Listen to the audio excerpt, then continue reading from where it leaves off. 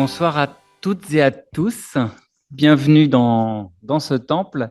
Pour ceux qui ne me connaissent pas, je suis Robin Sauter, je suis le pasteur en charge de ces lieux, envoyé dans ces lieux. Très heureux de vous accueillir pour une soirée consacrée à une question redoutable, celle de la fin de vie. Mais on a un spécialiste, non pas redoutable, Daniel Spindler, qui pourra parler aussi en s'appuyant sur son expérience de médecin, et puis qui a fait tout un travail de recherche juridique sur tout ce qui existait. Donc, c'est un peu une encyclopédie vivante du sujet. Vous allez voir, c'est passionnant. L'enjeu, c'est de nous donner des éléments pour que chacun se fasse son point de vue. On est vraiment dans une logique de partage, pas dans une logique partisane. L'idée, c'est que les éléments de ce soir nous aident chacun à peut-être mieux nous positionner par rapport à cette question, et pas uniquement d'un point de vue idéologique, mais aussi d'un point de vue personnel, spirituel. Et je remercie vraiment, vraiment très fort Daniel de s'être penché sur la question. Euh, Chacun a sa place, quelles que soient ses convictions, même quelles que soient ses convictions religieuses. On est dans une conférence et pas dans un temps de culte. Donc, il y a des croyants, il y a des incroyants, il y a des catholiques, il y a des protestants. Il y a peut-être voilà, donc il y a peut-être plein d'avis différents dans cette salle ce soir. Mais comme on est quand même dans un temple, je résiste pas. Enfin non, c'est pas que je résiste pas, c'est que je veux euh, partager avec vous un petit passage de sagesse biblique en introduction, en apéritif à cette soirée, avec un passage du psaume 90. Seigneur, de génération en génération, c'est toi qui as été notre refuge avant que les montagnes naissent, avant même que tu enfantes la terre et le monde. Depuis toujours et pour toujours, tu es Dieu. Tu fais retourner les humains à la poussière. Tu leur dis, retournez d'où vous êtes. Pour toi, 1000 ans sont aussi brefs que la journée d'hier, déjà passée en quelques heures de la nuit. Tu mets fin à la vie humaine. Elle passe comme un court sommeil. Elle est comme l'herbe qui pousse. Le matin, elle fleurit, elle grandit, et le soir, elle se fane et elle sèche. Notre vie, elle dure 70 ans. Ça, c'est mon passage préféré. Notre vie, elle dure 70 ans, 80 ans pour les plus vigoureux, mais nous n'en retirons que peine et malheur. Donc, la vie passe vite et nous nous envolons. Qui connaît la force de ta colère et ta fureur qui pousse à reconnaître ton autorité? Fais-nous comprendre que nos jours sont comptés et nous aurons un cœur sage. Vous voyez, il finit pas mal ce psaume. Fais-nous comprendre que nos jours sont comptés et nous aurons un cœur sage. Eh bien, j'espère qu'à l'issue de cette conférence, nous serons un peu plus sages qu'en rentrant. Bonsoir à toutes et à tous. Merci d'être venus. Avant de débuter, une précision d'importance. Mon seul propos ce soir est d'être didactique et de contribuer à aider votre réflexion en détaillant les lois, en expliquant les mots utilisés et non de prendre parti. Cet exposé est réalisé à la demande de membres de notre Assemblée afin que chacun puisse faire seul son opinion en son âme et conscience, en conformité avec ses considérations politiques et ou religieuses.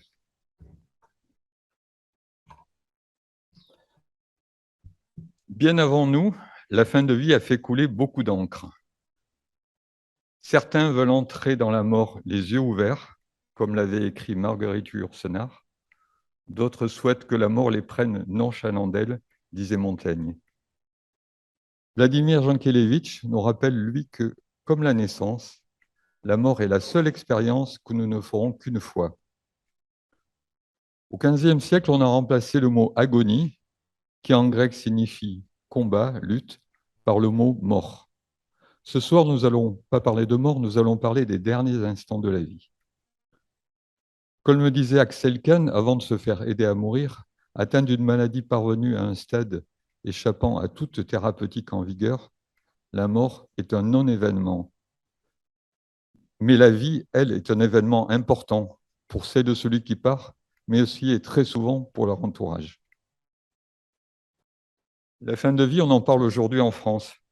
Suivant sa promesse de campagne, le président Macron a lancé en 2022 une réflexion sur la fin de vie. Il a consulté le CCNE, le Comité consultatif national d'éthique, dont est membre Marion Muller-Collard, représentante de la sensibilité protestante.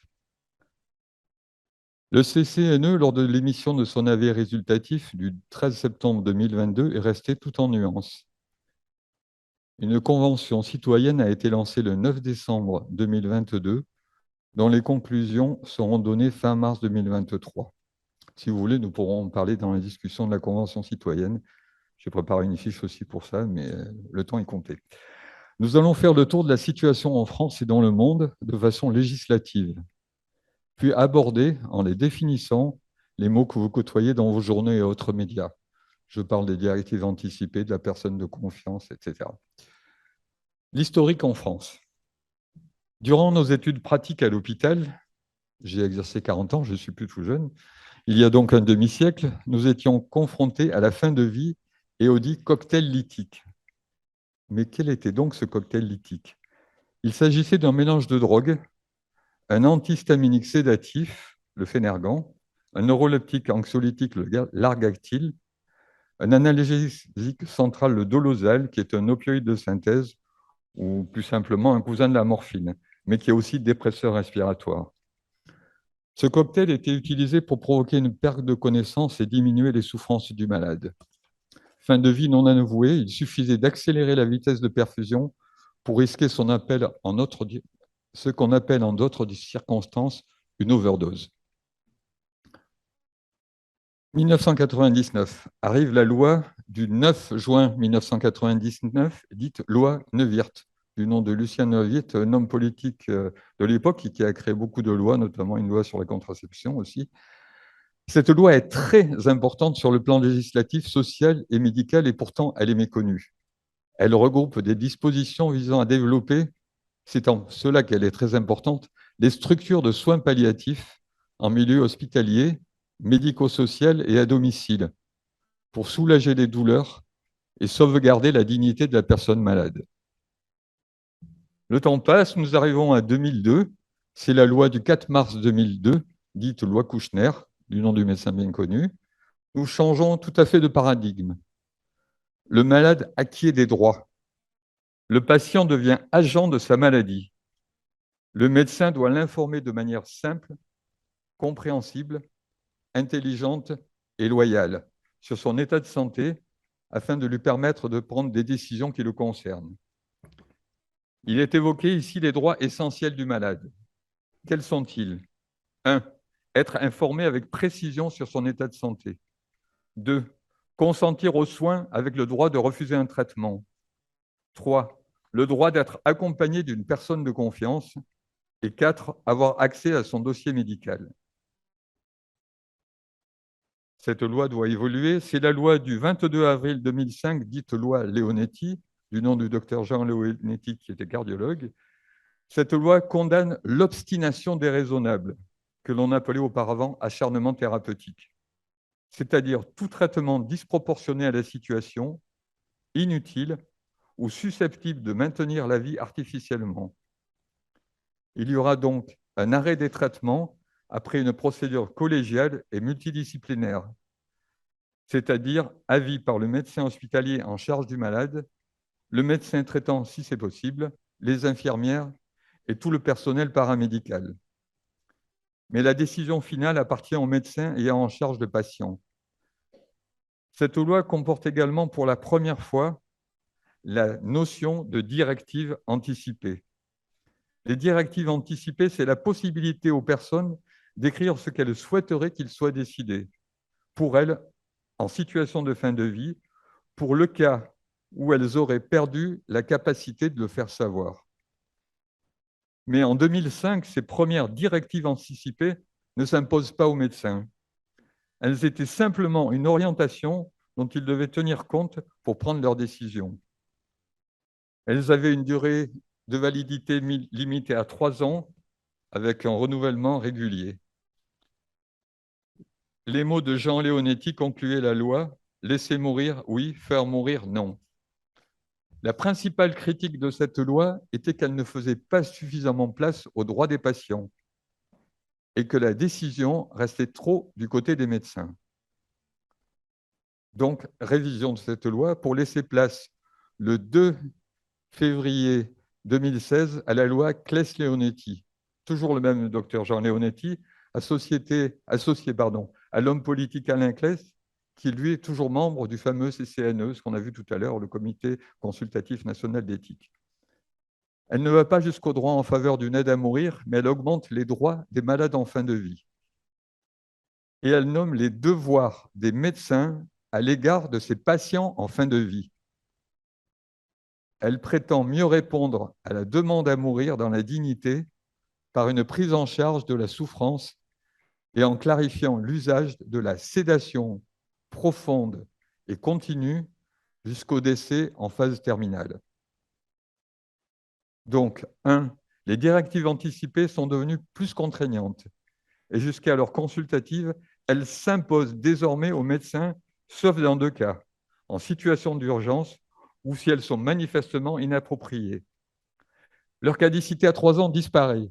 Elle reste valable si le malade ne les a pas contestées ou changées. 2. Le patient, dûment informé par le professionnel de santé, est en droit de refuser tout traitement. 3. Mise en place du droit à la sédation profonde et continue, irrémédiable jusqu'au décès, à la demande du patient et sans condition. La demande doit être réitérée. Nous verrons plus tard, le nombre de fois n'est pas précisé. Elle précise le statut du témoignage de la personne de confiance. Et 6, dans son article 1er, la loi précise que la nutrition et l'hydratation artificielle sont considérées comme des traitements et donc arrêtés ou refusés au titre de l'obstination déraisonnable, comme n'importe quel autre traitement. Cela suite à des controverses dans l'application de la loi Kouchner de 2005. Le 8 avril 2021, dans le cadre d'une niche parlementaire à l'Assemblée nationale, vous ne savez peut-être pas ce que c'est qu'une niche parlementaire, donc j'ai cherché moi aussi. C'est une possibilité, une fois par mois, durant 24 heures, hors programme législatif prévu, aux députés de l'opposition et des groupes minoritaires de présenter une proposition de loi. Dans ce cas, le député PS de Charente-Maritime, Olivier Forlani, propose un projet de loi en 6 articles visant à créer le droit à une assistance médicalisée à mourir. 5 députés LR ont déposé plus de 2500 amendements pour empêcher l'Assemblée nationale d'aller jusqu'au bout de la discussion de ce texte. Je vous rappelle que cette niche, elle ne dure que 24 heures. À minuit, elle s'arrête. Olivier Forlani ne disposait donc que de 12 heures pour faire adopter le texte avant minuit. Mission impossible avec 2500 amendements. Seul l'article 1 est voté. Article 1. Il reconnaît le droit à une assistance médicale active à mourir à toute personne capable majeure en phase avancée ou terminale d'une affection grave et incurable, lui infligeant une souffrance physique ou psychique permanente et pour elle insupportable. Ce fut le seul article adopté à quelques minutes du temps réglementaire imparti au débat par 240 voix pour et 48 voix contre. Septembre 2022, à la demande du gouvernement de la République, le CCNE, toujours le Comité consultatif national d'éthique, siège et travaille sur le sujet et rend son avis à 63 pages. Le CCNE propose de renforcer, dans un premier temps, les mesures de santé publique dans le domaine des soins palliatifs, mais prend aussi acte des limites de la loi Claes-Leonetti, estimant qu'il existe une voie pour une application éthique de l'aide active à mourir sous strictes conditions. Ce texte marque une rupture inédite avec les précédents avis qui, jusqu'ici, s'étaient toujours opposés à toute aide active à mourir. À partir de là, une convention citoyenne est initiée sur ce sujet. Pareil, on pourra discuter de cette convention citoyenne. Je pourrais vous expliquer, si nous avons le temps, ce de quoi il s'agit. Elle siège depuis le 9 décembre 2022 et rendra ses avis fin mars 2023, à la fin du mois. De même, une mission lexicale préalable est pilotée par Éric Orsena de l'Académie française pour réfléchir aux mots de la fin de vie et réaliser un lexique pour un débat national apaisé et précisant le sens des expressions comme suicide assisté, aide active à mourir et autres. Je considère cette mission comme très importante, car c'est souvent sur le sens des mots que des incompréhensions s'installent. Nous allons voir maintenant la situation dans le monde. En 2002, la Belgique a adopté simultanément 3 lois. Une pour la sauvegarde des droits des patients, 2 pour développer les soins palliatifs, 3 pour légaliser l'euthanasie. Sans opposer comme en France les soins palliatifs et l'aide active à mourir, le législateur belge les a conçus comme des solutions complémentaires. D'un côté, des moyens pour soulager les patients qui souhaitent laisser arriver la mort, et de l'autre, une solution permettant à ceux qui le souhaitent de déclencher l'arrivée de leur propre mort. On va faire un petit récapitulé rapide des pays en cause. Les pays autorisant l'euthanasie, la Belgique en 2002, la Colombie en 2015. Les pays autorisant le suicide assisté et l'euthanasie, les Pays-Bas en 2001, le Luxembourg en 2009, le Canada en 2016, certains États d'Australie de 2017 à 2021, la Nouvelle-Zélande en 2020, l'Espagne en 2021, le 18 mars 2021, la Suisse était bien en avance en 1987 et 10 États des États-Unis d'Amérique de 1997 à 2019. Les pays autorisant l'aide active à mourir, le Portugal depuis le 21 janvier 2021, en Irlande depuis le 7 octobre 2020, le projet est adopté et le processus législatif est en cours de mise en route. L'Allemagne, le 9 juillet 2019, a voté le droit à l'autodétermination du malade qui prime sur le devoir du médecin à lui porter assistance.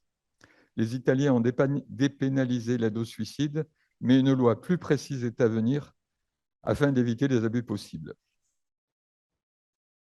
Maintenant, nous allons voir les enjeux d'une possible loi sur l'aide à mourir. Pardon.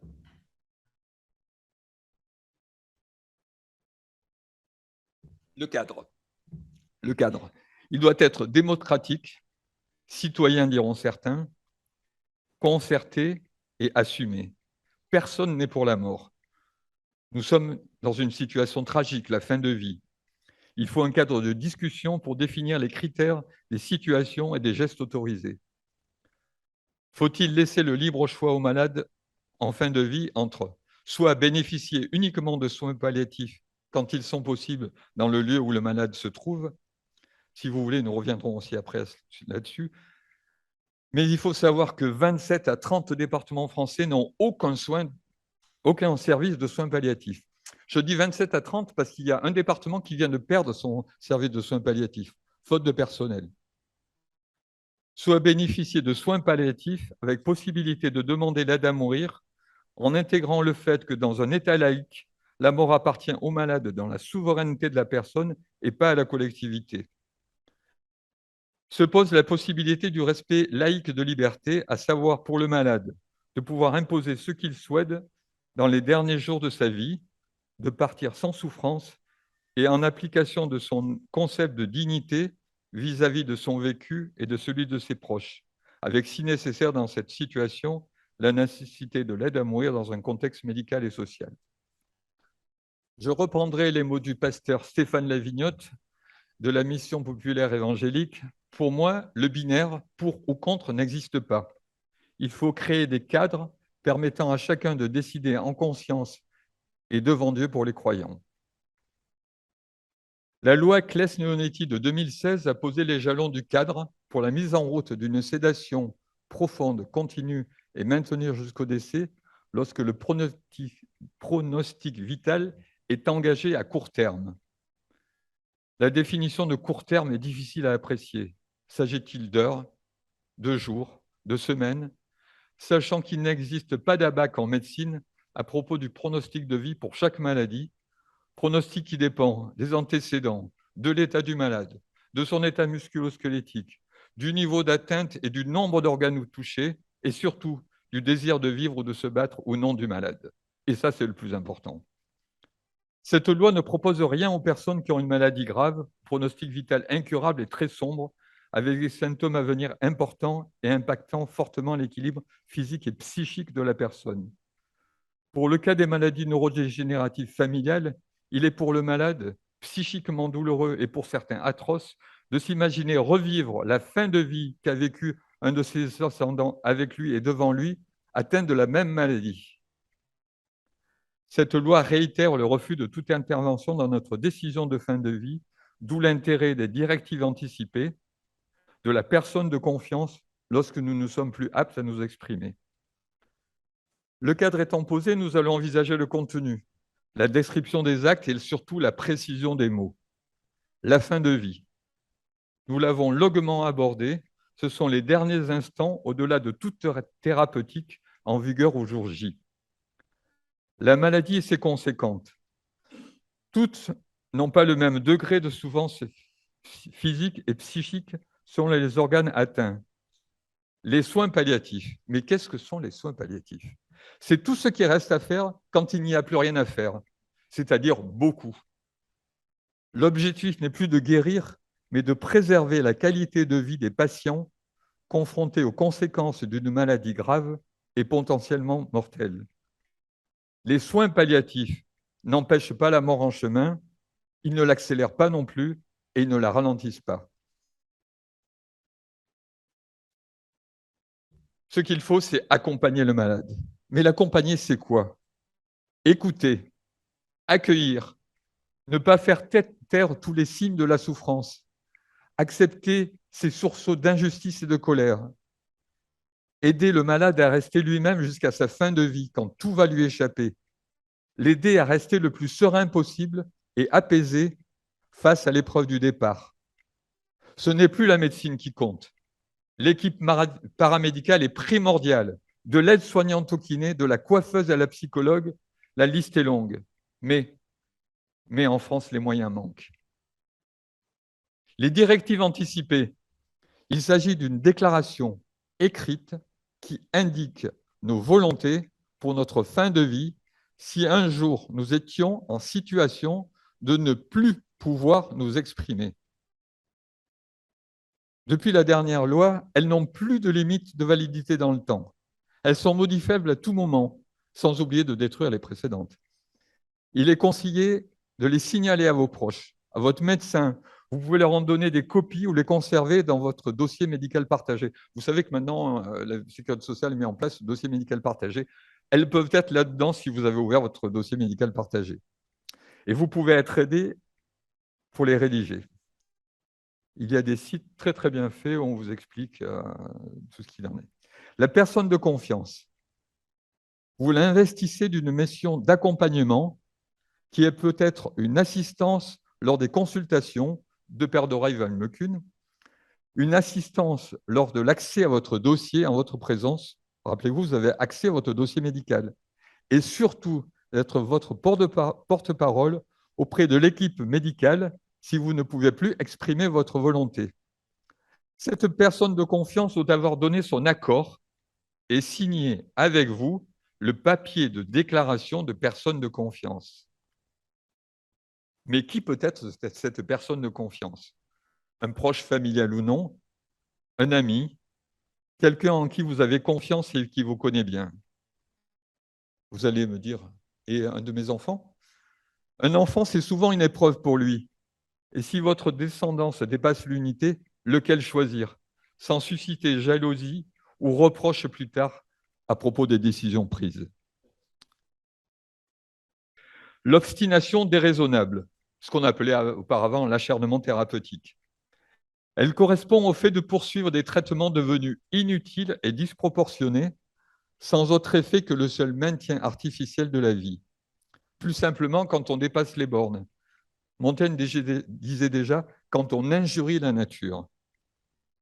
La procédure collégiale, c'est une procédure de concertation entre le médecin en charge du patient, un deuxième médecin extérieur sans lien hiérarchique avec le premier et l'équipe soignante. Elle est engagée si le malade demande la sédation progressive continue jusqu'au décès, si le patient ne peut plus s'exprimer et que l'arrêt des traitements a été envisagé dans le cadre d'une réflexion sur l'obstination déraisonnable et alors sur demande ou après contact avec la personne de confiance ou la famille ou un proche. Et si les directives anticipées sont inappropriées. C'est dans ce cas-là qu'on fait appel à la procédure collégiale.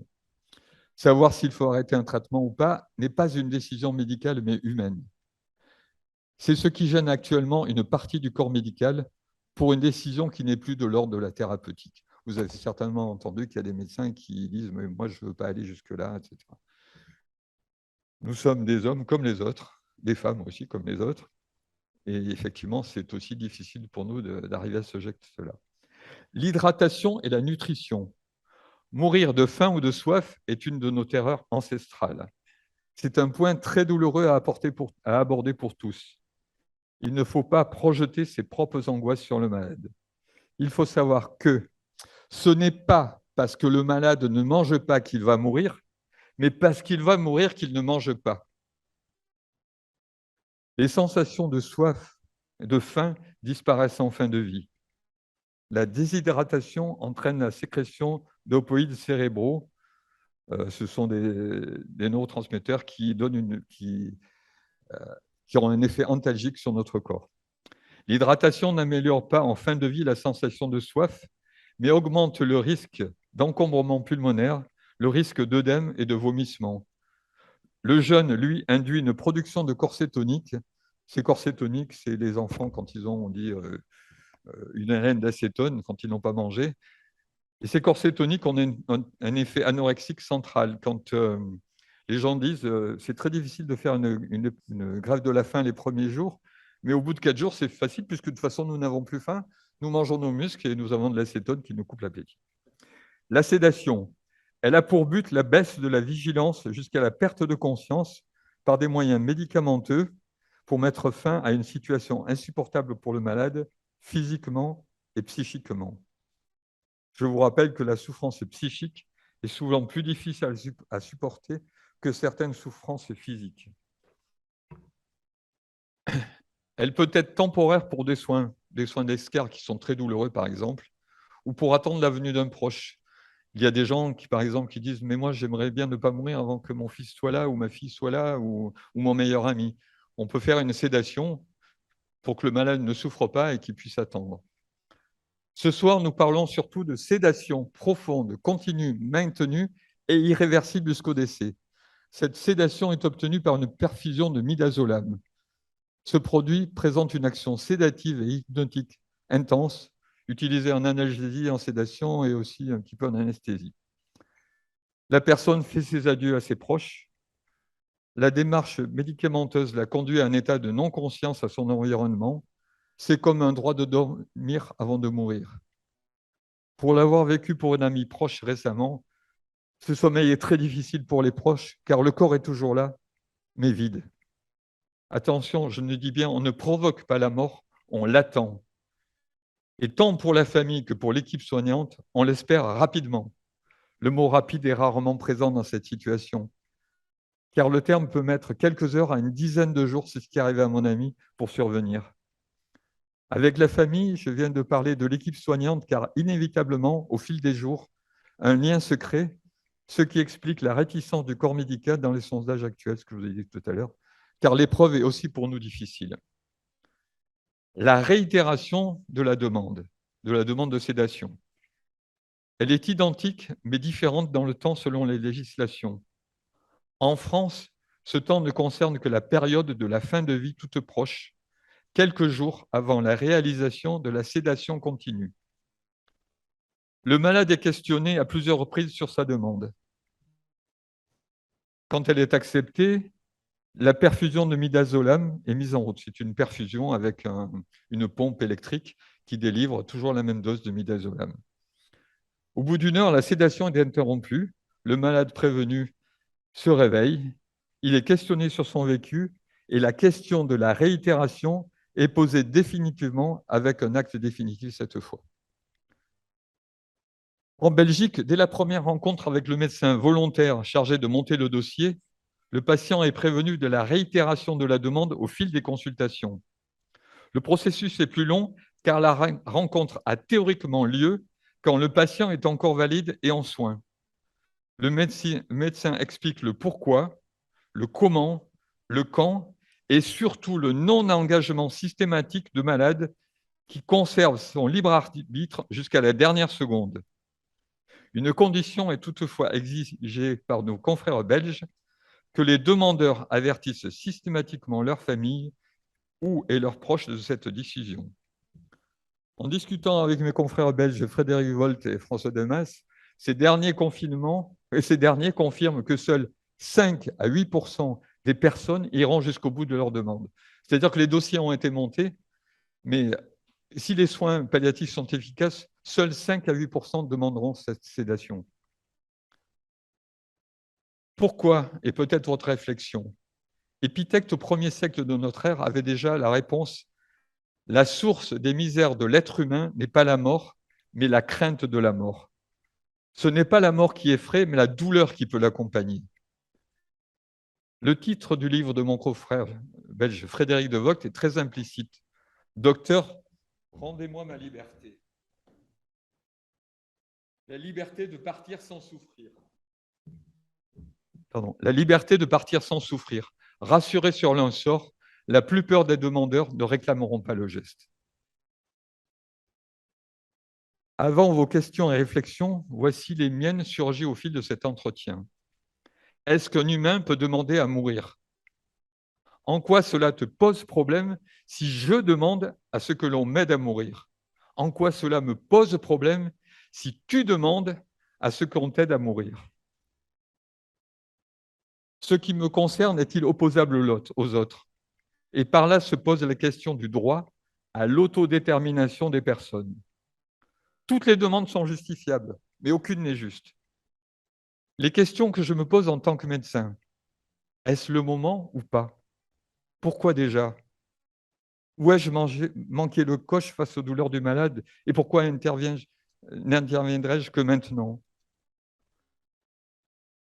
La demande est à réitérer, mais combien de fois? Trop de fois? Pas assez? Quelle durée entre la prise de décision et l'acte de sédation? Quand parler de fin de vie? Quelques heures avant? Une semaine avant?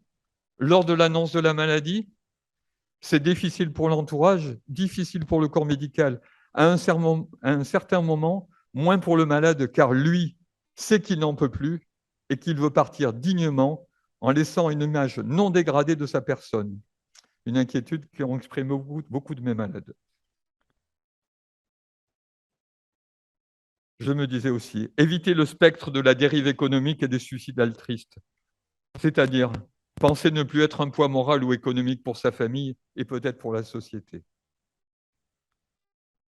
Ma conclusion. Il s'agit d'un débat qui n'a pas vocation à être clos, car aucune loi ne résoudra tous les conflits. Le droit, dans une démocratie, n'a pas vocation à dire ce qui est permis, mais ce qui est interdit, et à pousser chacun à la réflexion. Pour celle ou celui qui part, l'aide à mourir est la volonté de contrôler sa mort, pas de l'effacer. Pour beaucoup, la liberté est de savoir qu'une solution existe et qu'elle est à leur disposition.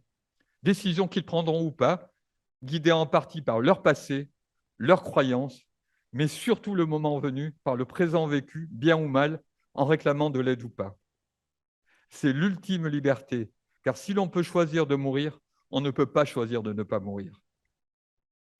Et surtout ce que nous devrions ne pas avoir oublié, mais qui est souvent le plus difficile, avoir rangé le bureau de sa vie, avoir pu dire au revoir à chacun qui a compté pour soi.